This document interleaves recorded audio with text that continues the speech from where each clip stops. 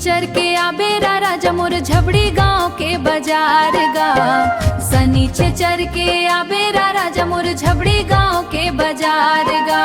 पीले पीले गेंदा फूल और लाल मिर्ची के बहार गा। पीले पीले गेंदा फूल और लाल मिर्ची के बहार गा। धूल उड़त है माटी के हमर पाँव के निशान माँ, पाँव के निशान माँ। जुर मिल के नाच बोर सोर संगी झबड़ी के मैदान माँ। जुर मिल के नाच बोर सोर संगी झबड़ी के मैदान माँ।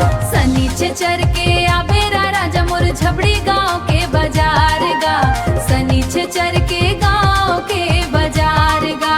सनीचे चर के आबेरा राजा मोर झबड़ी गांव के बाजार गा। सनीचे चर के आबेरा राजा मोर झबड़ी गांव के बाजार गा। चांदी के करधन चमकत है मोर साड़ी के पल्लू माँ, साड़ी के पल्लू माँ और साड़ी के पल्लू माँ। तोर सूरताया थे राजा जब धुन बाजे वो पोंडू माँ। सुआ नाचत थे राजा जब धुन बाजे वो पोंडू माँ।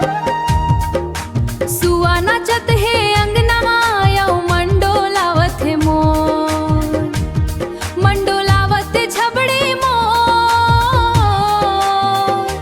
आके देख ले झबड़ी माँ मैं हाँ करत हाँ हो तोर छोर। सनीचे चर के आबेरा राजा मोर झबड़ी गांव के बाजार गा।